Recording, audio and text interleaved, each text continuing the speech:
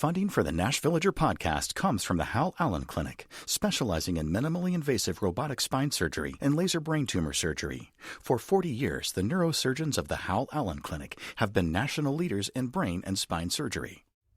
Nashville Public Radio serves Middle Tennessee in many ways every day, including through this podcast. You can support it by leaving a review or rating, by telling a friend about it, or by contributing at WPLN.org/give. This is the Nash Villager Podcast.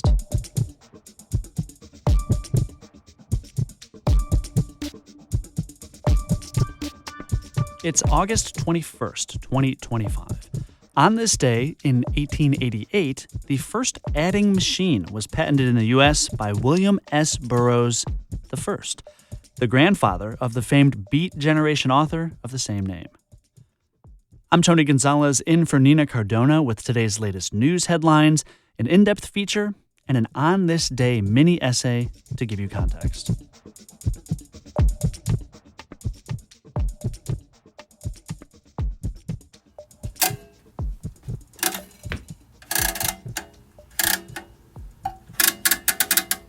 The physicality of old office gadgets, it's uncommon these days when everything is so slick and electronic.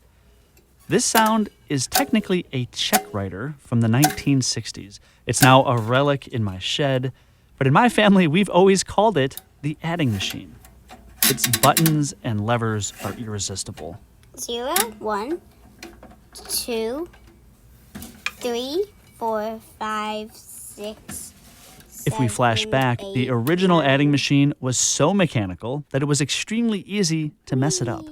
But William Burroughs I was a former bank clerk who saw the need for efficient bookkeeping, so he kept tinkering.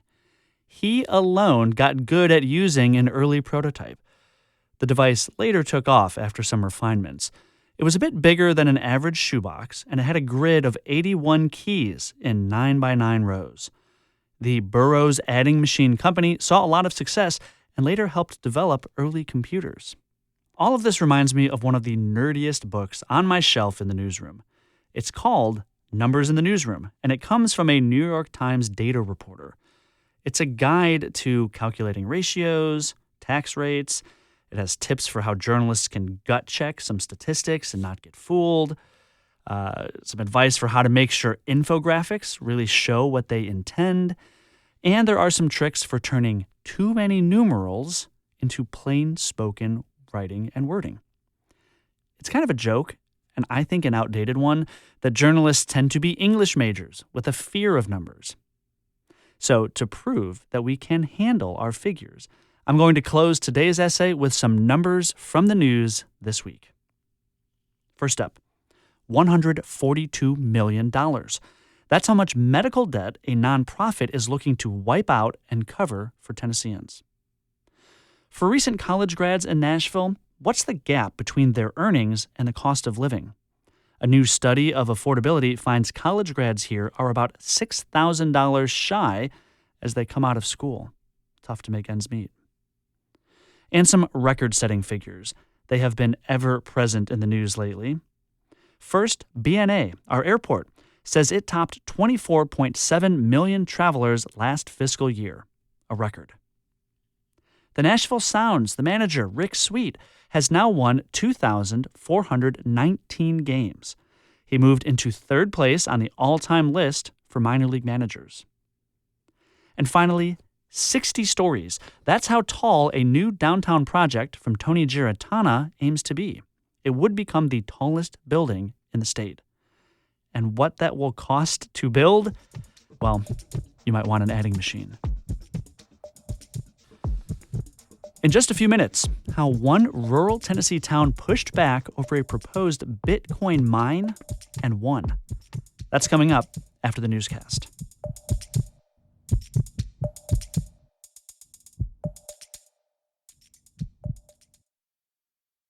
Funding for the Nash Villager podcast comes from the Hal Allen Clinic, specializing in minimally invasive robotic spine surgery and laser brain tumor surgery. For 40 years, the neurosurgeons of the Hal Allen Clinic have been national leaders in brain and spine surgery. You've got a lot of things to keep track of. Work schedules, family activities, the ever-growing list of things you need to remember to do. Updating the credit card or banking information for your sustaining membership may have slipped your mind.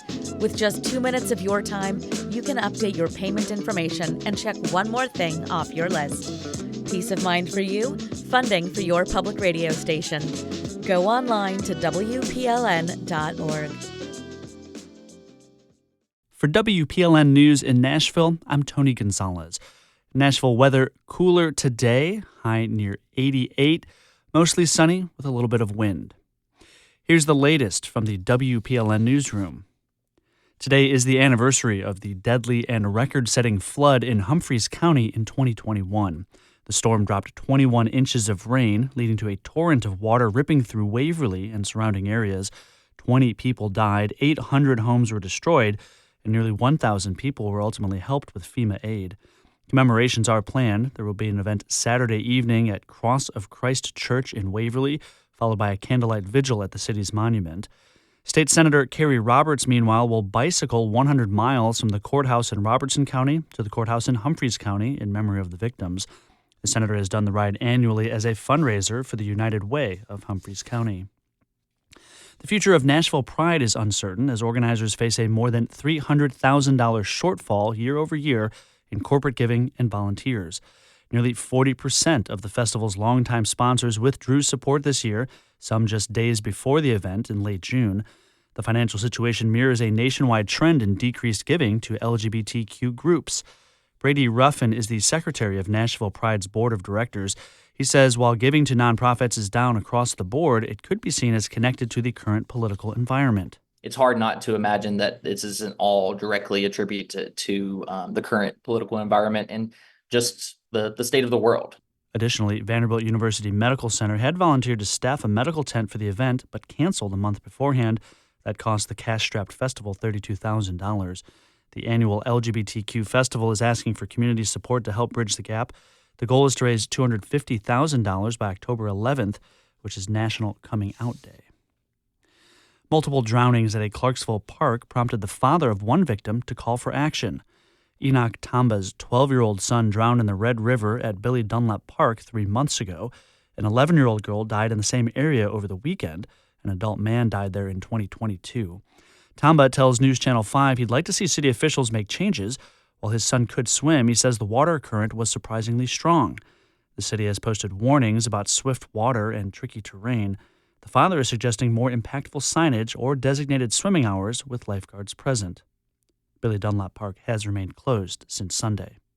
The high-profile detainee and federal defendant Kilmar Abrego Garcia is asking for his human smuggling charges to be dismissed. A court filing alleges, quote, vindictive prosecution, arguing the case's punishment for challenging his removal to El Salvador. It cites comments by high-ranking officials, including President Trump, all of whom have been part of the firestorm surrounding Abrego Garcia's swift deportation. Authorities have claimed Garcia is part of a gang, though he has not been charged as such. Instead, his charge relates to a traffic stop 3 years ago in which he was accused of transporting people without legal status. Abrego Garcia has remained in federal prison. A judge has blocked the government from moving him into immigration custody. Neighbors of the Nashville Fairgrounds are pushing for a decision on the future of car racing on the property. A coalition that includes environmental and community groups is ramping up to get a referendum onto ballots next year. They want the mayor and council to take action. Axios Nashville reports the group wants a vote to block racing and that it comes amid discussion that the mayor may be close to a racetrack revitalization deal. The future of the fairgrounds has been politically volatile for more than a decade. Fans of racing tried unsuccessfully to block Geodis Park. The last mayor's administration made a deal to renovate the racetrack. Meanwhile, the Tennessee State Fair relocated away. The Metro Charter has protections for racing, but it could be amended by voters. Neighbors have been suggesting affordable housing as an alternative use. And a major zoning overhaul is coming to the Nations neighborhood in West Nashville. This week, Nashville's Metro Council approved a proposal to rezone nearly 300 acres of properties for higher density housing. The rezoning technically allows building up to 40 units per acre throughout most of the Nations. However, that doesn't mean that you'll suddenly see 40-unit developments in place of single-family homes.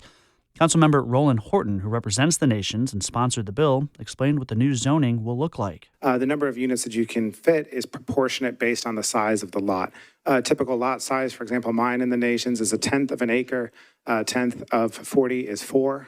So on a typical lot, we will be permitting 4 units on a lot. It's obviously some are a little bit bigger, some are a little bit smaller, so it might be 3 to 5, but the typical lot density will be 4 units per lot.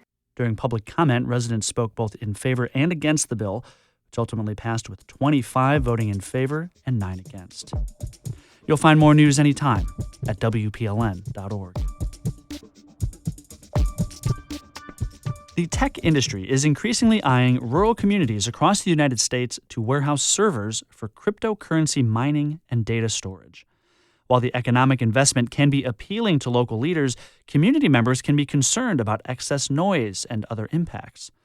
WUOT's Pierce Gentry reports from a community in northeast Tennessee where neighbors fought back. Last September, Hurricane Helene devastated Mountain City. As a result, the town's largest employer, a yarn factory, announced plans to close earlier this year. Now, this small community is in desperate need of a new industrial partner. Here's Mayor Jerry Jordan. The sad part, you lost all the jobs, and it put a hurting on the city and the county with people losing their jobs, and it was a major blow. The local electric company says it had a potential solution, a Bitcoin mine. Mountain Electric General Manager Rodney Metcalf has spent months pushing plans to attract CleanSpark, one of the fastest growing Bitcoin companies in the United States. If we don't accept this, we're looking at a pretty substantial rate increase. The tech industry is increasingly looking to rural communities like Mountain City to help build out the infrastructure they need to run their servers, attracted to the cheap land, open spaces, and plentiful electricity often found in small towns. Harry Sudak is the Senior Vice President of CleanSpark. When we saw the loss of the manufacturing plant in Mountain Cities, we thought it made perfect sense. CleanSpark has acquired or built over 20 sites in 4 states in the last 11 years. Nearly half of them are in small towns in Tennessee. While these kinds of developments can sometimes bring strong investment, they can also generate excessive noise that irritates neighbors and slashes property values. That's the sound of a facility opened by CleanSpark in Cheyenne, Wyoming earlier this year. Carol Simpson lives less than a mile from it. Probably about 6 weeks ago, I was out working in the yard, and it sounded like a jet engine. It was so loud. Mountain City's Planning Commission gave preliminary approval to the CleanSpark project in February. At the time, Mayor Jordan said he sat in on several meetings with representatives of CleanSpark and Mountain Electric, and that he felt it was just what the city needed. Might not be the most popular decision, but I want to try and make it the best decision for this town. But many residents didn't find out about the project until April, when CleanSpark came to town. I think many people were shocked, and thanks to social media, people became more aware and alerted, and people were asking, what's going on? That's David Thompson. He and other residents feel that Jordan and other city officials have shown a lack of transparency around the CleanSpark project. They're worried about noise, but say that their complaints have been largely ignored. Ginger Johnson lives in the city and opposes the Bitcoin mine. And he will not respond to any emails. And I don't know if it goes to spam or they just... That's because Jordan says he doesn't open emails unless they're from people he personally knows. Tired of feeling ignored by their city leaders, residents decided to take matters into their own hands. They began contacting lawyers and filing records requests. It all came to a head at a meeting of the town's board of mayor and aldermen. Despite initially approving the CleanSpark project on its first several readings, the board decided to reject the proposal. The mayor says Bitcoin is dead in Mountain City. But CleanSpark says it's still looking elsewhere in East Tennessee for the home of its next facility. For the Appalachian Mid-South Newsroom, I'm Pierce Gentry in Mountain City, Tennessee. This story was produced as part of the Appalachia Mid-South Newsroom. That's a collaboration between NPR and several public radio stations in West Virginia, Kentucky, and Tennessee, including WPLN News.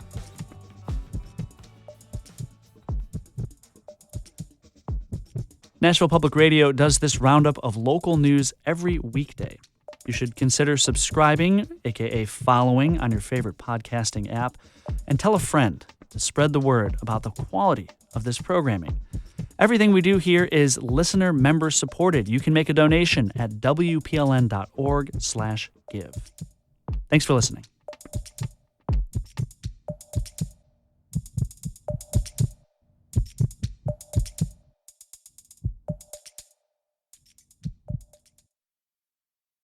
Funding for the Nashvillager podcast comes from the Hal Allen Clinic, specializing in minimally invasive robotic spine surgery and laser brain tumor surgery.